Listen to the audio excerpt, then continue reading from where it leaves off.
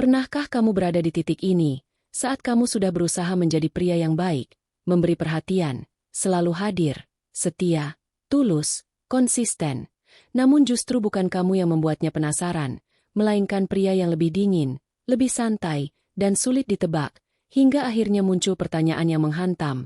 Apa yang salah dengan saya? Dan perlahan kamu mulai meragukan diri sendiri, nilai dirimu, bahkan cara kamu mencintai, merasa selalu jadi pengejar bukan yang dikejar. Lalu kamu melihat pola yang berulang, pria yang tidak mengejar justru dikejar, yang tidak memohon justru dipertahankan, yang tidak terlihat butuh justru membuat wanita terikat. Dan di titik ini logika terasa runtuh karena selama ini kamu diajarkan untuk mengejar agar dicintai, memberi segalanya agar dipilih, tapi kenyataan berkata sebaliknya. Dan disinilah stoicis mulai berbicara. Bukan tentang cara merayu tapi tentang memutus ketergantungan emosi. Bukan agar kamu dibenci tapi agar kamu tidak mudah dimiliki. Karena paradoksnya saat kamu berhenti mengejar justru kamu mulai dikejar.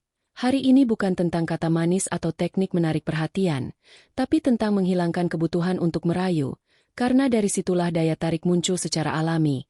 Dan sebelum masuk ke inti, pahami satu hal. Kamu harus berhenti menjadi pria yang selalu tersedia. Trik pertama adalah memutus akses emosimu.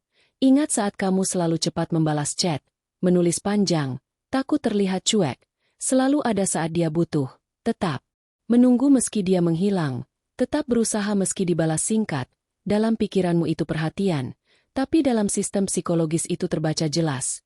Kamu selalu ada, selalu siap, selalu bisa diakses. Dan sesuatu yang selalu bisa diakses tidak pernah memicu obsesi. Manusia cenderung tertarik pada yang tidak sepenuhnya bisa digenggam. Yang kadang hadir kadang menghilang. Yang emosinya tidak mudah ditebak. Dan pola yang terjadi pun jelas. Kamu cepat, dia lambat. Kamu antusias, dia biasa. Kamu menunggu, dia menghilang. Dan meski itu melukai harga dirimu, kamu tetap mengulanginya. Disinilah posisi pengejar terbentuk dan harus dihentikan.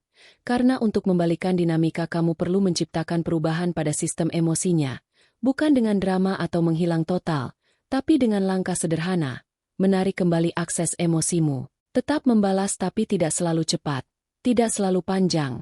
Tidak selalu penuh validasi. Kamu berhenti menjadikan komunikasi sebagai pusat hidupmu dan mulai merespons ketika memang kamu mau. Bukan karena takut kehilangan. Dan disitulah perlahan sesuatu mulai berubah di pikirannya.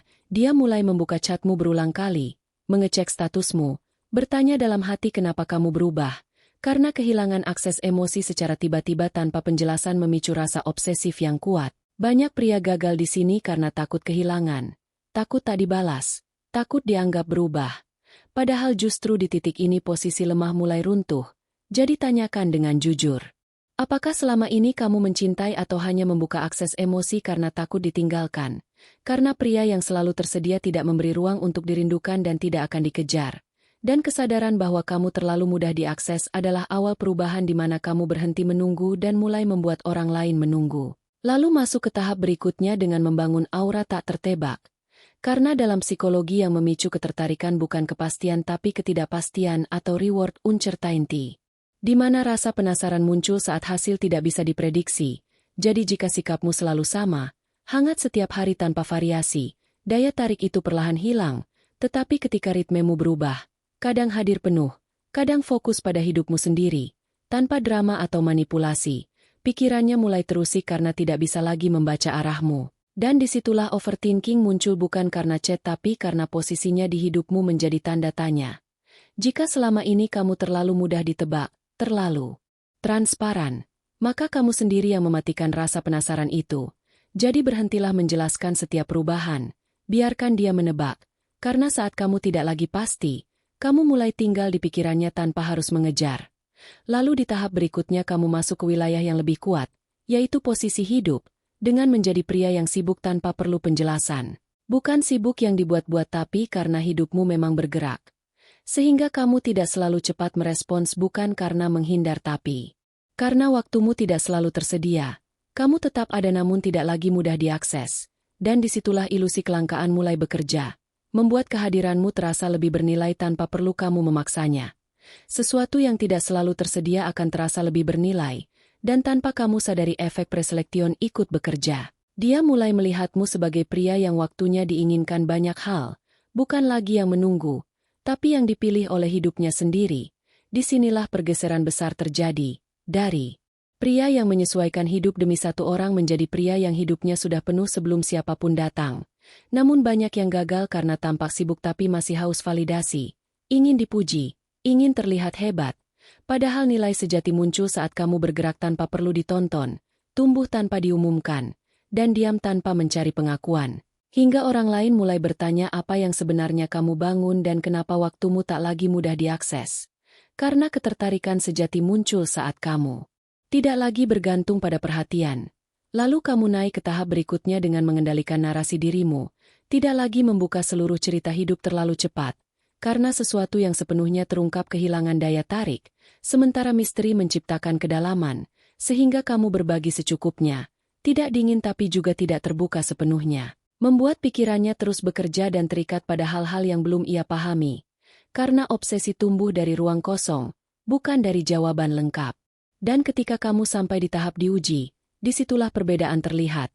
Saat dia berubah sikap, membalas lambat, atau memancing reaksi, kebanyakan pria goyah, overthinking, atau emosional, tanpa sadar mengirim sinyal ketergantungan, sementara yang berada di level lebih tinggi tetap tenang, stabil, tidak bereaksi berlebihan, menjaga pusat kendali dirinya. Dan justru dari ketenangan itulah muncul kesan kekuatan mental yang sulit digoyahkan, membuatnya bertanya dalam diam kenapa kamu tidak bereaksi seperti pria lain.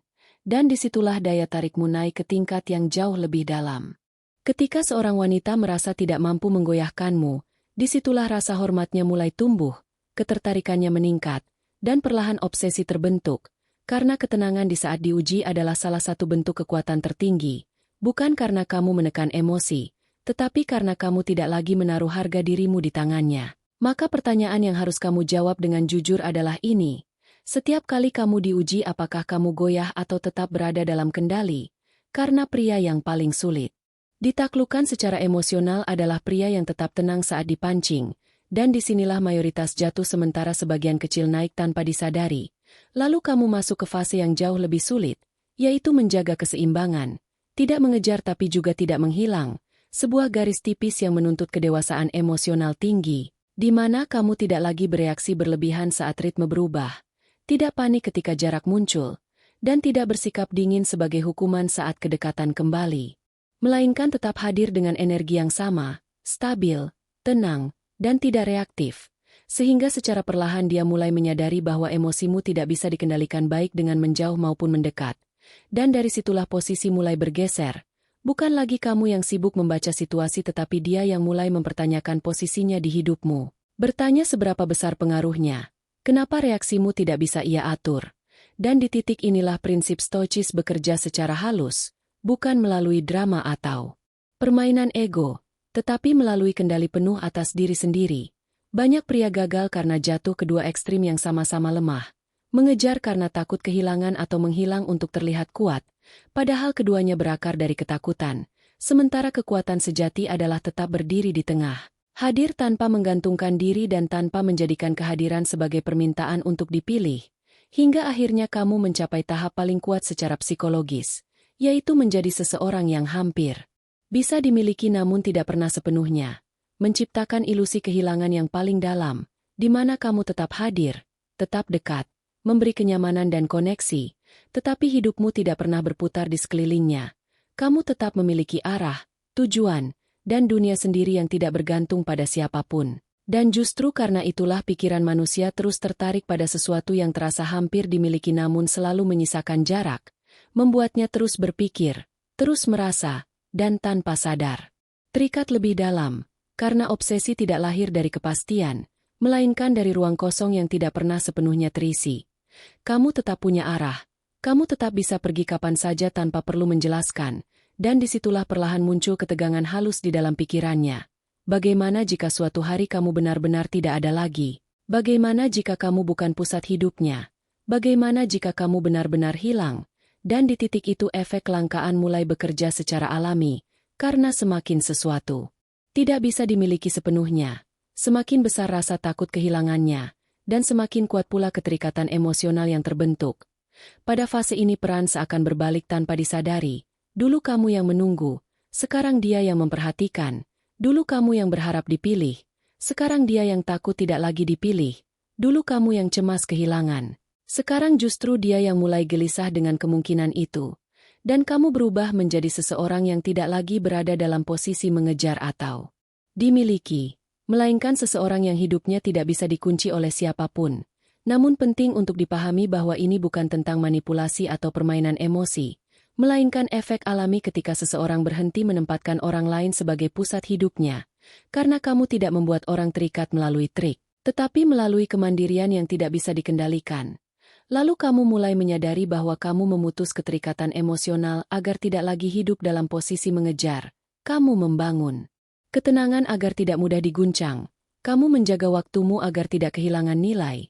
Kamu tidak lagi membuka seluruh hidupmu sekaligus agar tetap memiliki kedalaman. Kamu tetap tenang saat diuji tanpa bereaksi berlebihan. Dan kamu belajar hadir tanpa bergantung atau menghilang sebagai pelarian. Hingga akhirnya kamu menjadi sosok yang sulit dijangkau sepenuhnya. Bukan karena kamu menjauh, tetapi karena kamu utuh dalam dirimu sendiri. Dan di titik paling penting ini, kesimpulannya sederhana. Obsesi bukan lahir dari rayuan, tetapi dari sesuatu yang tidak bisa sepenuhnya digenggam. Dan pada akhirnya pertanyaan sebenarnya bukan lagi tentang orang lain, melainkan tentang sejauh mana kamu sudah membangun dirimu menjadi seseorang yang tidak lagi bergantung pada siapapun untuk merasa bernilai.